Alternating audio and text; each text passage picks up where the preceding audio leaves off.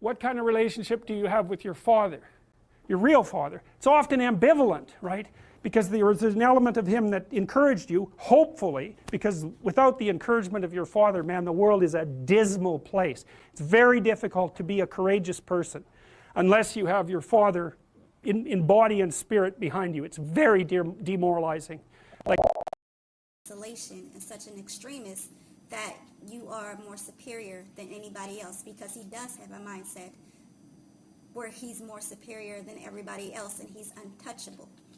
And I see that within him, and I already know where it came from. You are his dad. So therefore, and I'm not blaming you. Are you serious?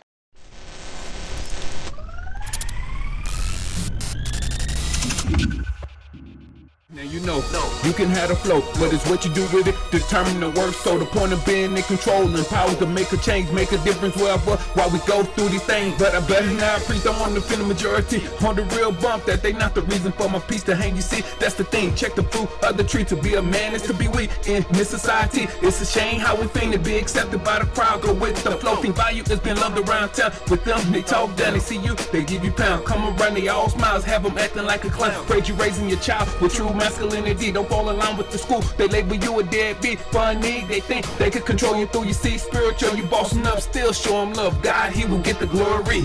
Yeah, we got problems. Solution isn't staring down the barrel of revolver. If you got a problem, swallow your pride, call them. Daddy, mama, sister, brother, yeah, you hurting all them. But if God has something for you, then it ain't nothing that nobody can say. No, he is the doctor in the sick room. He is the best friend behind the bed. He is all things. So now, you know, my daughter's 21. She just got a license. She's about to have a job as well. She got her own home. You know what I mean? What more to say? It's a beautiful thing. It's a great story. It's a beautiful thing. You know, one day the story will, you know, be told, and the movie probably will be presented as well. You know, how a father loved for a spinal bit for the girl, and what he did to risk his life to save her life come to pass. You know, been many narratives painted of me, put up on me. You know what I mean? And for what reason? I don't know why. You know, because of people use a perspective of what they may see on TV or certain things, and he's just, or maybe the color of my skin. You know what I mean? They may already project certain things upon me, but I don't put every fire that's trying to be built of me.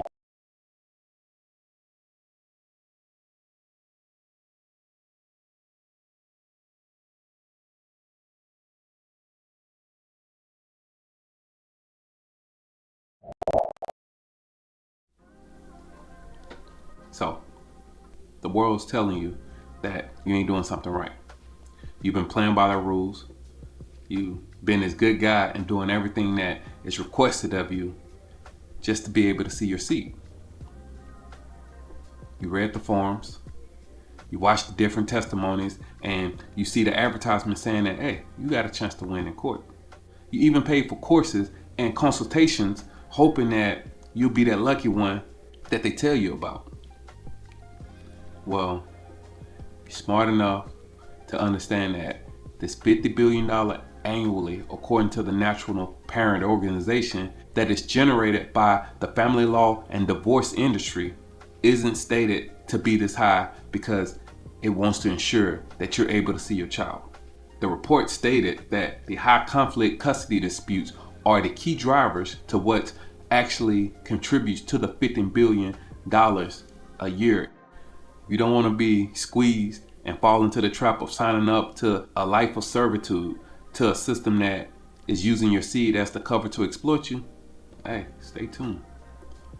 This presentation will focus on the son that I had who wasn't of age to choose who he preferred to go with, but was coached by someone to feel that he'd be better off with her.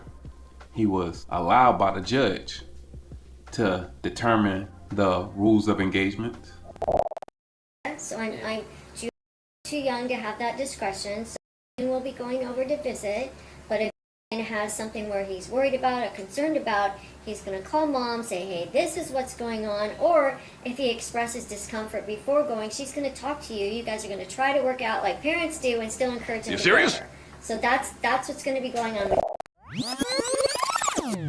Unfortunately, sir, you guys aren't co-parenting. You're not able to cooperate and to co-parent. You even saw the talking parent.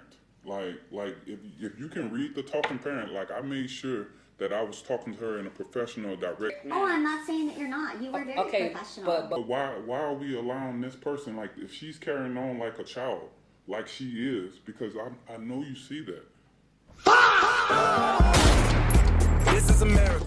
One thing that I do know is sowing your seed with a woman who gives into the evil intent when they feel wrong could be avoided if I would have disciplined myself and only gave what was earned. When, as someone showed me that after giving birth to our firstborn, that she wasn't deserving to carry Juelz. For it is written, say not, I will do to him as he has done to me. I will render to him according to his work. Proverbs chapter 24, verse 29. Alright, so we're going to be talking about Juelz. He was my son, my middle son, and he was 8 years old. But if you understand the law, the child, when they get 13, 14 years old, that's when they can determine it. He wasn't 13 or 14. He was 6 or 7 or 8, whatever, one of those. Now, he was conceived right when SM1 and I agreed to separate. After a couple weeks of our last time being intimate, I noticed her putting on weight, and I asked her, "Yo, are you pregnant?" She was like, "Yeah." So I instantly started to swallow my pride and start trying to repair the relationship.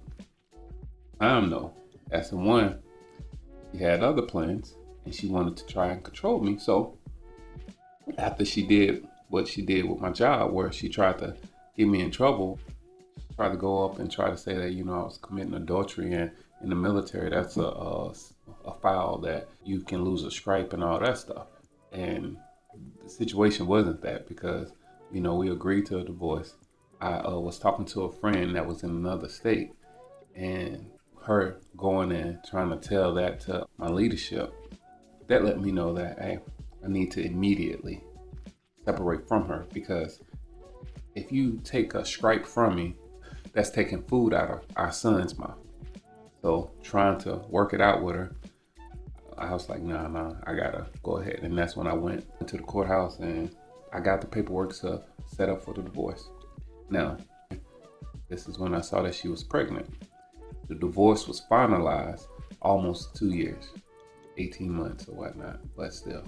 Well, yeah, almost 18 months to get a divorce that I knew before this child was born, 18 months earlier, I knew that wasn't going to go through. Like, they try to get you to, work things out, but, she been out the house, she been, doing her thing, I was doing my thing, and I was like, yo, like, why does it take that long to end something that we both understand is done?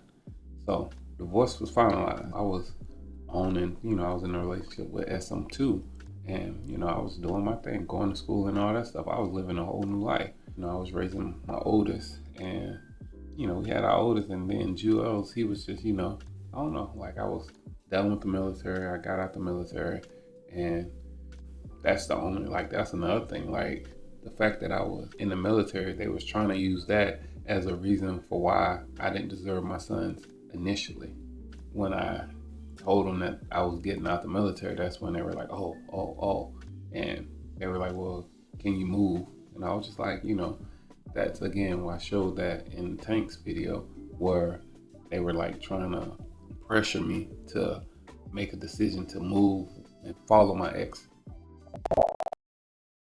Okay, so I want you to understand that just as she would have to ask me to relocate, you would also have to ask me to relocate.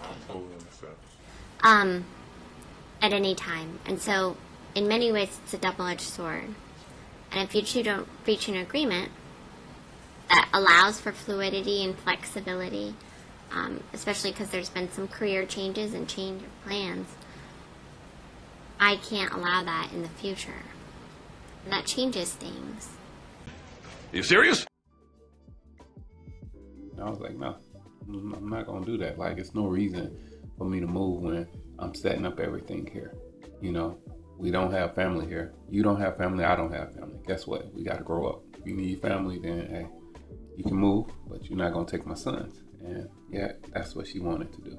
And from that point, she went full-fledged into like trying to set things up, even though everything was set up for my son. They were succeeding in everything, but because she couldn't do what she wanted to do, which I would expound on that in the video I do about the mother, SM1, to explain to you guys how you need to look at your marriage in the eyes of the Lord when dealing with your children's mother. I will expound on that and help you understand why whatever this society is telling you and allowing you to do, you gotta understand, man, it comes with a lot of drawbacks. And, you know, I'm here for you. I'm here to help you see a different perspective. So I had a plan, and I was able to perfect it with my oldest. I became able to see how those coming after him will fare. And with Juelz, I will consider him the prodigy because the things that he was capable of was amazing. I was with him his entire upbringing, unlike Tank, due to me being in the military and deploying for the 3 of the first 5 years of his life. You know, it was broken up, but by the time Tank was 5, I was only there for like 2.5 years because of the deployments. With Juelz, I would show him things, and it was like he was a natural. Unfortunately, he had a person who was poisoning him with the idea that what he was doing with me was an issue that he should be concerned about. Here's a video of attorney James Sexton explaining the way this poisoning take place. Negative gatekeeping is, hello, here it's your father. I just said your father's have to say it out loud. And what's great is when the child's attorney or the judge speaks to the kid and says, does mommy ever say anything bad about dad? The kids tell him the truth when they say, no, she didn't say anything about dad. But she said, because here's the difference. What's the difference? Ready? Hey, did you have fun with dad? Oh, that's great. Where'd you guys go? Oh, you went to the park? Oh, that's nice. That's good. It was fun? Oh, good. Did you have dinner? Oh, what did you have? Pizza? Oh, good. I know you like pizza. All right, well, go upstairs, brush your teeth. I'm so glad you're home. I missed you so much when you were away this weekend. Oh my gosh. Are you okay? Yeah, you okay? Yeah, you had a good time? You were with dad? What you got? You went to the park today? It's so cold today. Oh my gosh, did you have pizza? That's all you had for dinner was pizza? Oh my gosh, why didn't they give you any vegetables? Well, you know, it's okay. You know what? I'm gonna make your favorite soup. Go head upstairs, and when you come back down, I'm gonna make you your favorite soup, and we're gonna hang out and we can watch TV together, okay? What did I just do? What did I just do? I just alienated. Here's a video of the exact same thing that he's talking about that happened to me and Juelz.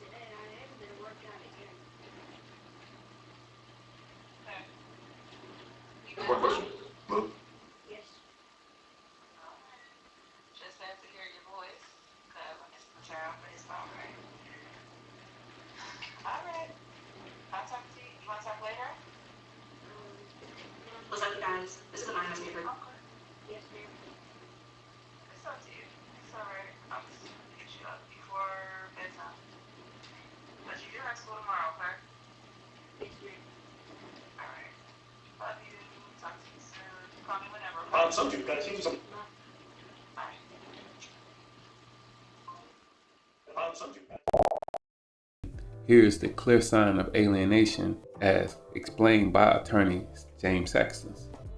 Clear sign of it. Like, when I saw this video, I was like, oh my God, like, this is exactly what she is doing. You can hear when she stated, you at least didn't have to wake up early.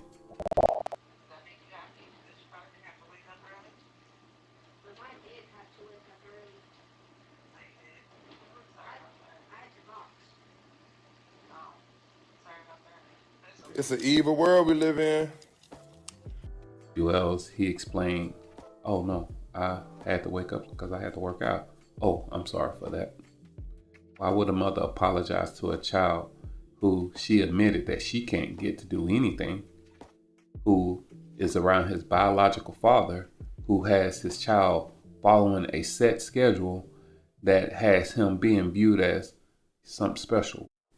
Also, at this point in time when this video was captured, as someone, she was already withholding our oldest son. Notice that the huge playset in the middle of the floor, it wasn't like he was in some type of torture house. The kid was having fun. It was just the fact that he had things to do. That kid from dad in a big, I just said, are you okay? That means dad's dangerous. Why would I not be okay? I was with my dad. Like, this is what the face of alienation is now, is this negative gatekeeping model. It's this very clever, insidious way of like, I could have been helpful, but I've been so much more. Wow. You found this way to sort of pull the person out from it. And you will not be surprised probably to hear, for some of the reasons I think you just said very well, this is something women are really good at. As someone, once she was given all the rights to my son, she took him out of regular school and put him in special ed because she figured that, oh, well, if he gets in trouble, he no longer has to leave work to go pick him up. And she thought that that was it, like, oh, he can do what he wants at school, because that's what was the problem, is they would call her and they try to put him in special ed. And I was against that because I'm like, yo, this kid is too smart for that. Like, you're not gonna put my son in special ed. And again, when I saw that she was allowed to, that was another thing that I took as disrespect. Your Honor, if is in the picture, like, we can't. Well, you're both in the picture, and this is how the children are behaving. She's willing to give the rights to everybody else. She's not taking responsibility for none of it, and that's what you're saying that she's allowed to do now. Is, hey, y'all take the rights. You put my child, who we're saying is beyond the level he's at, let's put him in special ed to be with other kids who are not able to cope in a real life, in a responsible way, which I understand doing isn't, but it's more of a behavior instead of him being mentally messed up. And I think she's acknowledging that he's very intelligent. Mr. Was that something that you're...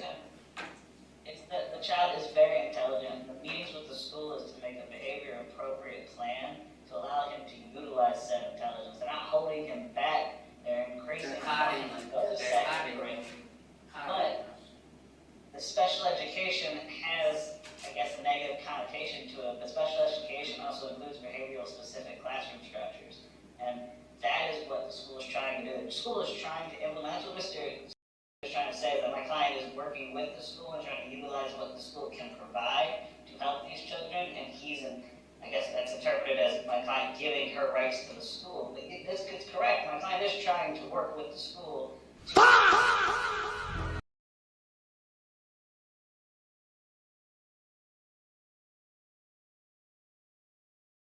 like, the teacher and the principal of that school, it was a special school that he had to go to.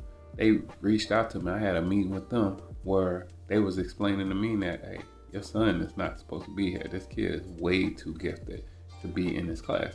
So here's the message from his teacher praising him after she put him in special ed. You think they learn, you're not the type to try and burn. Dead of the year, you who type who kids will earn.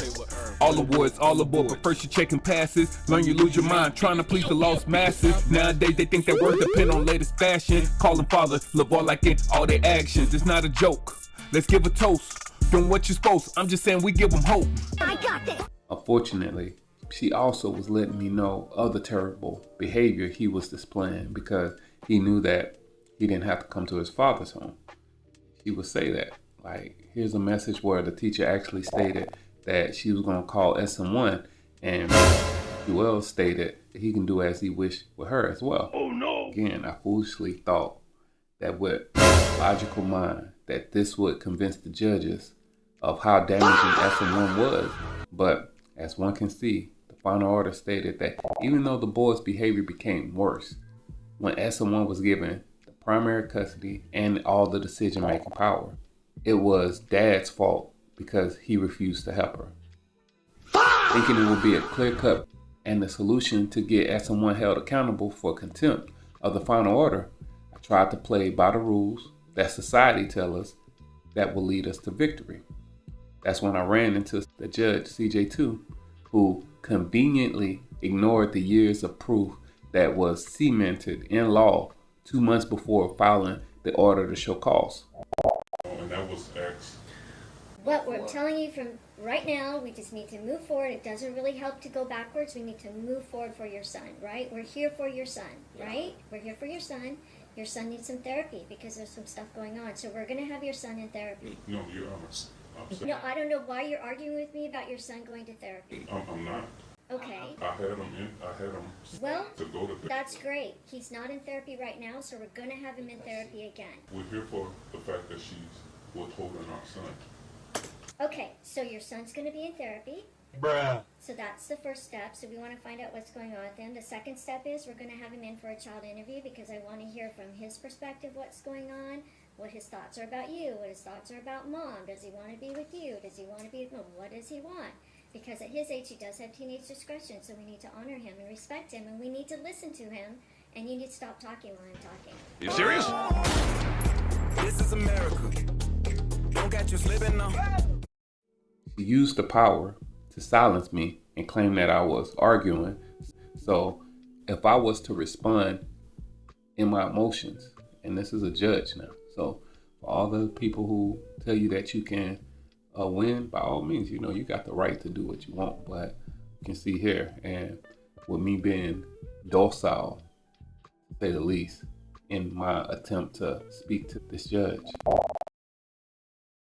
When you gave her, the court gave her primary custody, everything got worse. Even now, since he was withheld on the 4th, May 14th, he went to school. May 13th, he went to school. He beat a kid in the face. He beat a kid with his lunchbox, ran off campus. He ended up getting suspended, and he's put in a program by his mother, who felt it would be best because he had behavior disorder. Okay, so I mean, there's just a lot of allegations going on, and you're right. We're here because you filed a motion for an order to show cause. You are correct about that. Mr. It sounds like what we need to do is do a temporary modification in that mom would have primary physical custody. It's an evil world we live He in. needs to be up and running in therapy. We probably need to set this for an evidentiary hearing to see if we need to make a permanent modification in the custody. You serious? I do find a substantial change in circumstances. This is America. If that's not going to help you, then what will? Oh, you go spend money so you can hopefully get visitation rights? So during the course of these proceedings, since you guys got divorced, have you ever had an attorney? Oh, no. No? Have you thought about trying to get an attorney? At this point, I do.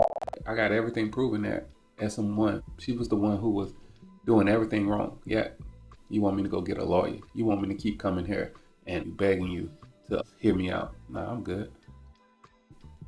While she proudly got ready to exercise her power and reward SM1 another temporary custody order to continue the cycle of chaos that SM1 has been allowed to release on anyone our son got to be around, I realized the insanity of this entire system.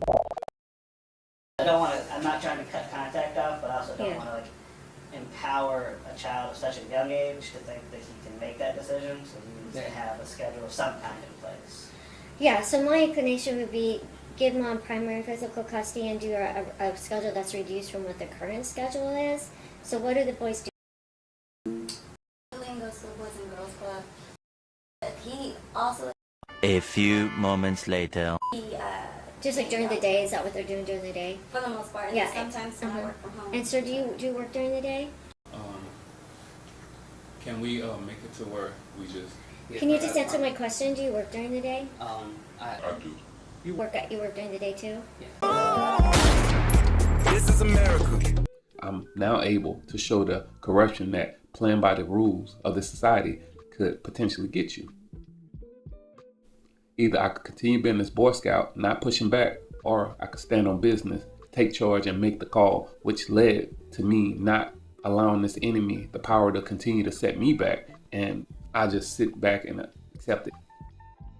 The only way to relieve myself and my sons from this chaos I saw was to simply walk away. There was a suggestion that I go through therapy to accept that my son being allowed to cause carnage. I denied. Therapy? I do have a question. Sure. Your report had mentioned that they wanted dad to engage in therapy and then joint sessions with Yep. the children. Is that an order or suggestion? Sir, will you do that? You? So it's kind of pointless for me to order if he's not going to do it. Fair enough. So that was my concern, if he's not. Have another hearing where they will have allowed me to waste all this time preparing just to write another final order that defames my character and oppresses me further by giving the children power over me. I did not. We probably need to set this for an evidentiary hearing to see if we need to make a permanent modification in the custody. I do find a substantial change in circumstances affecting the welfare of the child, and that would be in their best interest to at least consider a modification of custody. Give SM1 the joy of having any power over me by being afraid that she may choose to ignore the order again because I would prove that she wasn't the fit mother. I denied. But you have my son who, the 6-year-old, who stabbed a child, who's sexually assaulting children. And all I asked them, I was like, yo, I believe, because they say that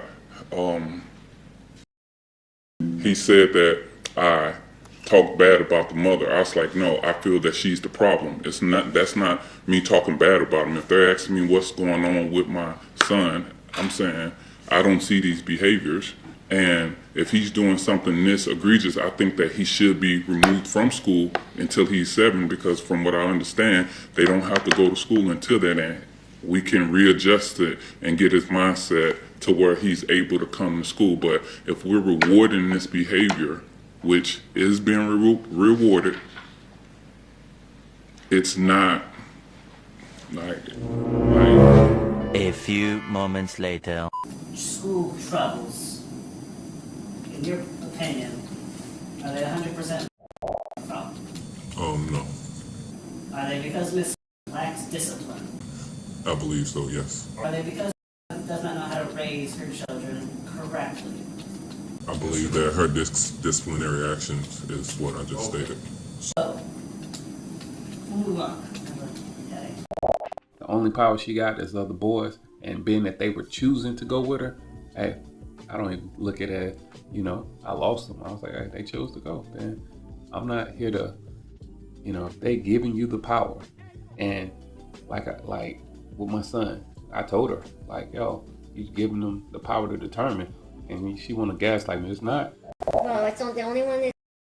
No, it's as well. No, it's not as well. It's so I'm too young to have that discretion. So we'll be going over to visit.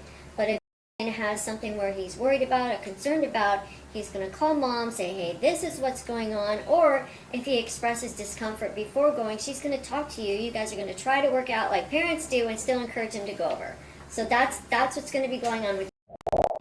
It's not both of them. It's only Tank. But if you have these concerns, come on, man. This is a child that's being alienated, and you're not being willing to see that he's being alienated at this point. So why would I wait 10 months for you to ask her to get him in therapy when she finally got an authority that CJ1 gave her to get him in therapy? She put him there, and then she took him out like a month later.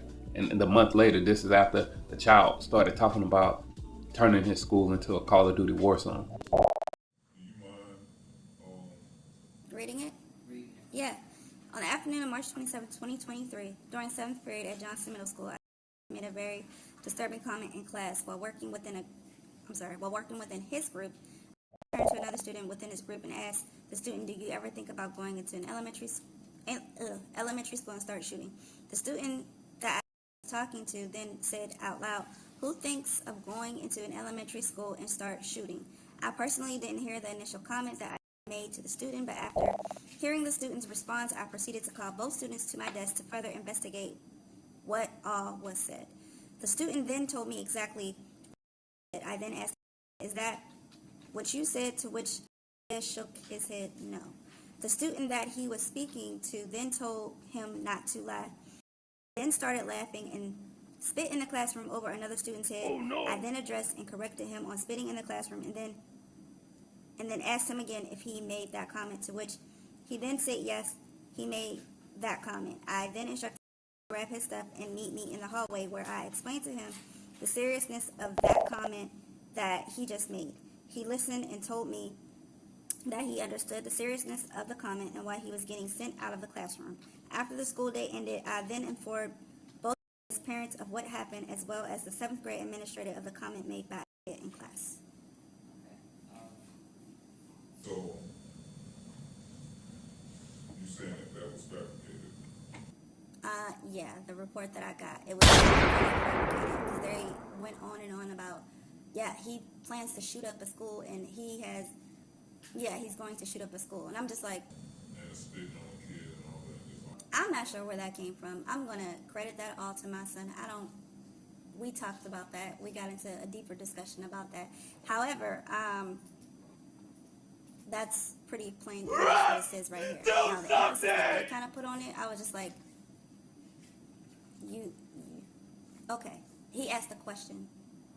And I get the importance of it, and it's very important. And I was just like, where would that come from? Are you serious?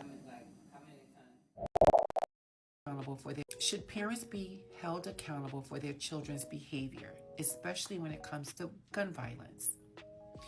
Ethan Cumberland, a 15-year-old boy from Michigan, went to his school with a gun that his father purchased, and he shot 4 of his peers. Now, what is stated is that Ethan was demonstrating behaviors that were questionable, and also supported he probably should not have been in possession of a gun. His parents were informed of his behaviors but refused to pick him up from school. They actually left the school without him. This child returns to the school and he shoots 4 of his peers. Should the parents be charged? And do you think other states should follow suit? When children are acting out in an aggressive manner, especially guns, should parents be held accountable? Should they do? While the other one was still doing everything as well at his school in special ed. Come on, man. Like, oh, go back through that. I was like, nah, I'm good. My focus was being there for my sons and not allowing them to have that yearning that I remember that I had of not knowing my biological father. I just felt like something was wrong, and I wanted to make sure that I was not allowing my son to see that. And I think I did a good job, because hey, up until that point, my son, they felt like, hey, like I can choose what I want. They got to choose. Is 13. He's about 6 foot tall. He comes out, he's a black male, and I already let my child know, you already have that against you. You already stand out in the crowd. It's emphasized. It's important for his dad to be in his life. Definitely. However, with the same sense, not to the point where it becomes isolation and such an extremist that you are more superior than anybody else, because he does have a mindset where he's more superior than everybody else and he's untouchable. And I see that within him, and I already know where it came from. You are his dad. So therefore, and I'm not blaming you. Homie, if you really living a life where you are trying to look in that mirror with pride, that's a lonely life. Your woman will leave you most of the time if you do what you're supposed to do. Did you hear what I said? Did you hear what I said? If you do what you're supposed to do, your woman will leave you. And it ain't all your fault, because you didn't know how to pick a woman. You chose the one you wanted instead of the one you supposed to be with. That's 2 different people. You know that, right? The one you want, that's her. The one you supposed to be with, she not going to leave you because you did what you supposed to do. And every young person out there, I hope you heard that right there, because that is absolutely the truth. Because you are going to have differences if you are around another human being. But somebody that's down with you, they right there. Especially a woman, she right there. When you get through talking, she right there. Seeing that this hope, because I didn't put that into my sons to think that, oh, well, I ain't know my dad, so like I would explain to him, like, you know, the blessing of having a father who understand, you know, what's going on. But of course, you know, like they didn't not have it. So that's where I was like, okay, cool. Like, I guess they need to understand that, hey, these choices, like, unfortunately, some people have to touch the fire. And, you know, the consequences of choosing to follow their mother, they have to go with it.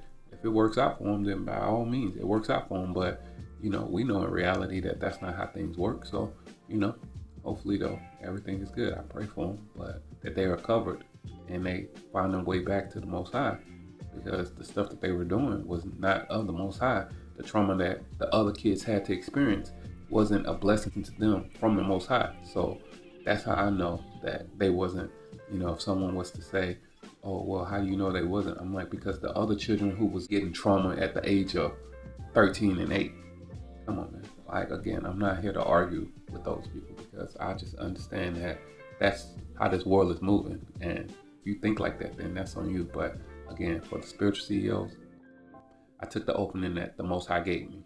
I would like to take this moment to bring to your attention the e-files. Oh no! July of 2025, Congressman Ro Khanna introduced the Epstein Files Transparency Act, requiring the Attorney General to release all related files within 30 days and provide Congress with an unredacted list of all government officials and politically exposed persons named in them. Following this... Oh no! These are files that connected to an individual that was convicted of doing a lot of foul acts to children. If the society did so much to ignore the children that was affected by these crimes, allegedly, why would they care about the children who, in reality, was my responsibility? They care less. Realizing that all the effort to guide Tank and Juelz was allowed to be placed under the control of the dark side, I had to accept that I messed up, and at that moment, past mistakes were going to be the reason for my destruction. For it is written, a foolish son is the calamity of his father, and the contentions of a wife are as a continual drifter. Proverbs chapter 19, verse 13.